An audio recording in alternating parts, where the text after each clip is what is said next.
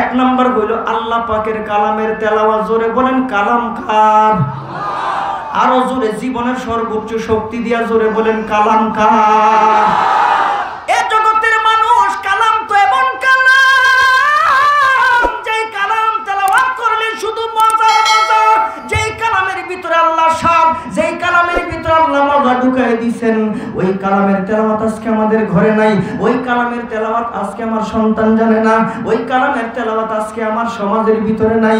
ওই কালামের তেলাওয়াত আজকে আমার অফিসের মধ্যে নাই। ওই কালামের তেলাওয়াত আজকে আমার অনুষ্ঠানের মধ্যে নাই। কিন্তু আল্লাহ তাআলা ডাক দিয়ে বলেন, আমার কালাম এমন একটা কালাম, আমি আল্লাহ তোমাদেরকে শ্রেষ্ঠত্ব দিলাম চারটা।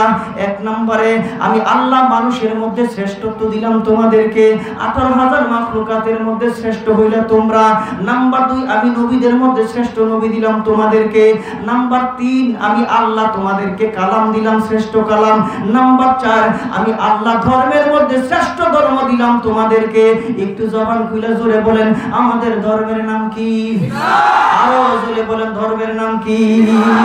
এই চারটা শ্রেষ্ঠত্ব নিয়ে আজকে আমরা গোটা পৃথিবীতে মার খাই, আজকে আমরা লাঞ্ছিত, আজকে আমরা বঞ্চিত।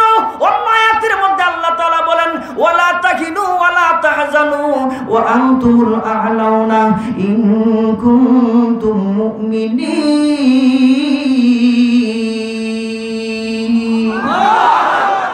মাইকো বালা না আপনারও বালা না, ওই তো না, আজকে কোনোটাই হইতো না। আবার তেলাওয়াত করি, জীবনের সর্বোচ্চ আল্লাহু আকবার। ওয়ালা তাহিনু ওয়ালা তাহজানু ওয়া আনতুমুল আ'লাউনা ইন কুনতুম মুমিনিন।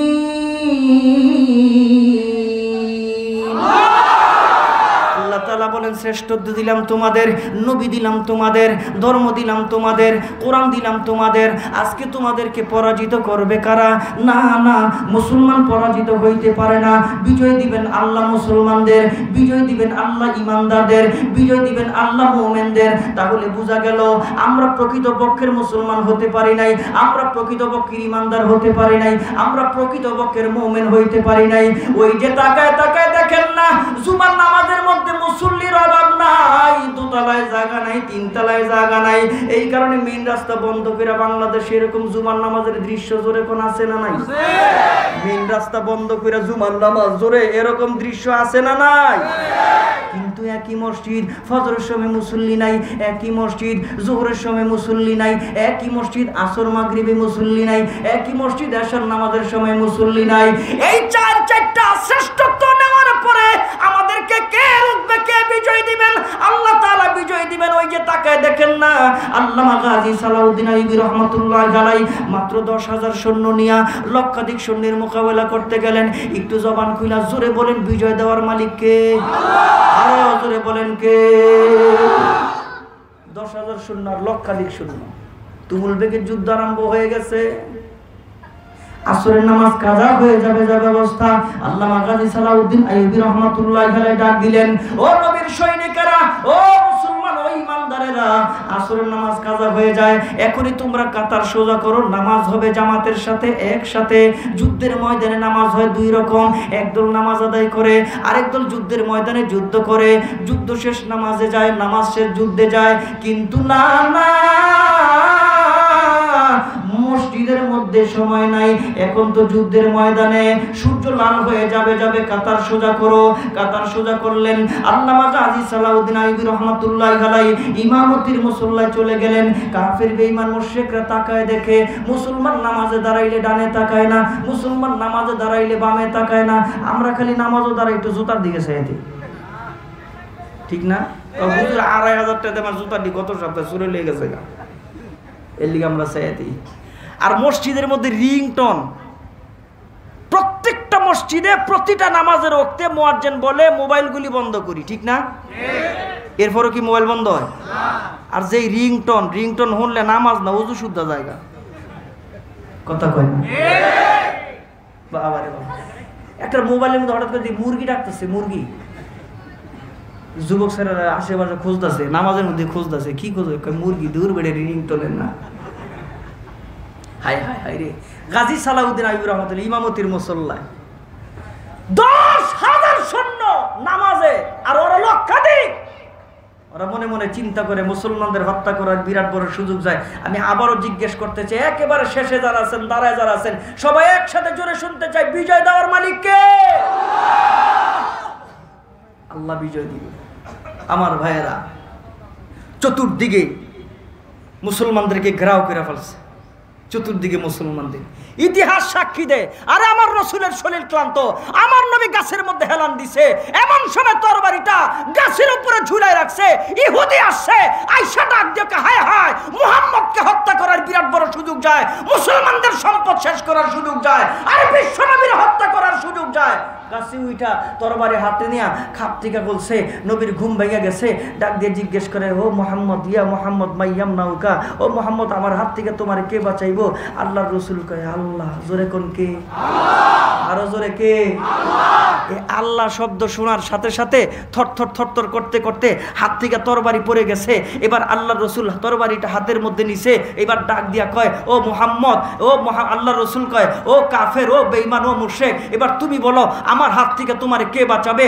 অত লাতের কথা বলবে, অত উজ্জার কথা বলবে, অত অন্য কিছুর কথা বলবে না। ঠিক এমন সময় ডাক দিয়ে বলতেছে, মোহাম্মদ আমার হাতে যখন তরবারি ছিল, কিন্তু আমার হাতের মধ্যে শক্তি ছিল, আমার দেহে শক্তি ছিল, কিন্তু তোমার জবানে তোমার আল্লাহর নাম শোনার সাথে সাথে আমার শরীরের মধ্যে কম্পন সৃষ্টি হয়ে গেছে, আমার শরীর দুর্বল হয়ে গেছে, আমার হাত থেকে তরবারি পড়ে গেছে।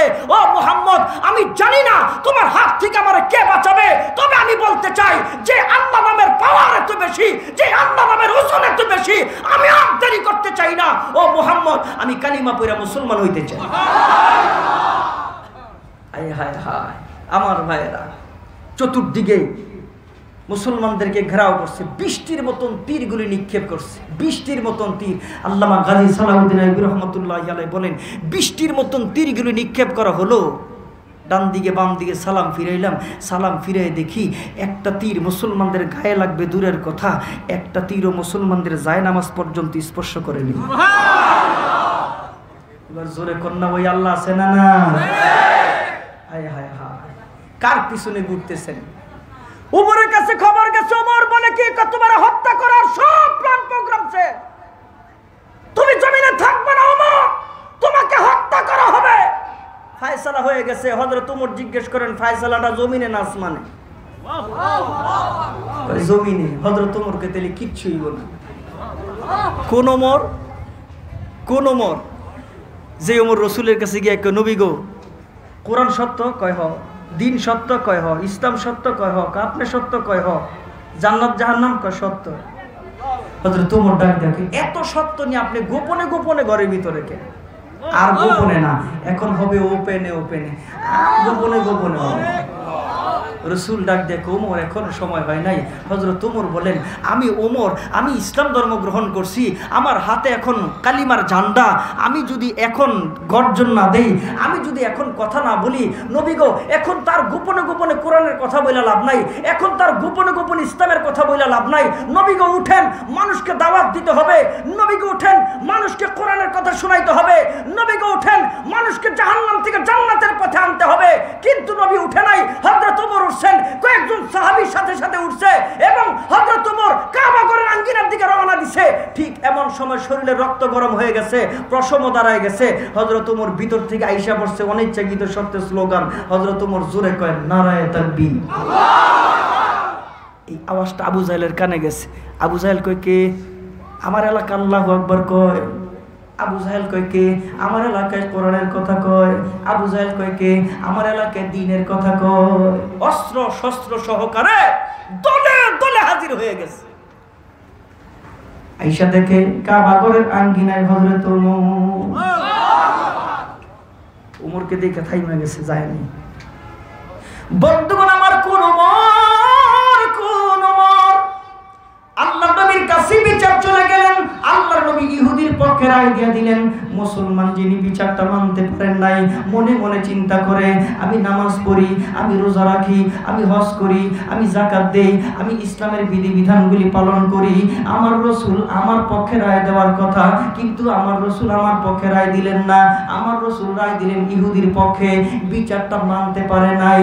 দৌড়ে মনে মনে চিন্তা করে এখন দ্বিতীয় বিচারের জন্য কার কাছে যাওয়া যায়। আবু বকরের নাম বারবার আসে, কিন্তু মনে মনে চিন্তা করে আবু বকর নরম, আবু বকরের কাছে যাইয়া কোনো লাভ নাই, বিচার পাইব না। হঠাৎ করে মনিমক্তায় আসছে হযরত উমরের কাছে যাওয়া যায়। হযরত উমর হইল গরম, হযরত উমরের কাছে গেলে হয়তো বিচার পাবো। ওই মুসলমান দৌড়ে উমরের বাড়িতে গেছে। উমর আসেননি বলে হাকে আমি দ্বিতীয় বিচারের জন্য আসছি, সানি বিচার। কয় প্রথম বিচার কে করছে? আল্লাহর নবী করছেন। কয় তাইলে কি সমস্যা? কয় নবীর বিচার আমার ভালো লাগে নাই, নবীর বিচার আমার মানতে বড় কষ্ট হয়। নবী আমার পক্ষে ফয়সালা দিতে পারতেন, কিন্তু নবী ইহুদির পক্ষে ফয়সালা দিবেন।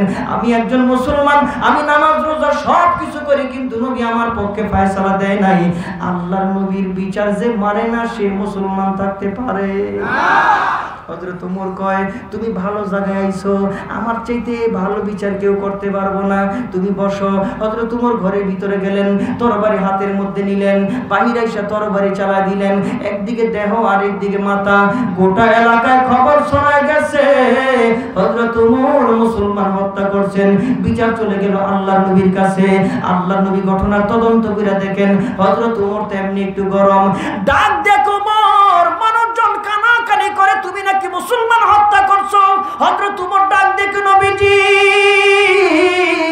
আমি মুসলমান হত্যা করছি কিনা জানি না, তবে যে আমার নবীর ফয়সালা মানে না, যে আমার নবীর বিচার মানে না, এর চাইতে উত্তম বিচার আমি ওমরের কাছে আর কিচ্ছু নাই। ডাক দেখে কি হয়েছে? এবার হযরত ওমর ডাক দেখে নবী গো, আপনার বিচারের পরে আমার কাছে আসছে দ্বিতীয় বিচারের জন্য। দ্বিতীয় বিচার এর চাইতে ভালো বিচার আমার কাছে নাই। বিশ্ব নবী ডাক দিয়া কয় হযরত ওমর কোন মুসলমান হত্যা করে নাই, যে নবীর বিচার মানে না জোরে বলেন সে মুসলমান থাকতে পারে? আরো জোরে বলেন পারে? আমগো বাংলাদেশ আবির্ভাব কালিমার দুইটা অংশ, একটা হলো লা ইলাহা ইল্লাল্লাহ, আরেকটা হলো মুহাম্মাদুর রাসূলুল্লাহ। একদল লা ইলাহা মানে, আরেকদল মুহাম্মাদুর রাসূলুল্লাহ মানে না।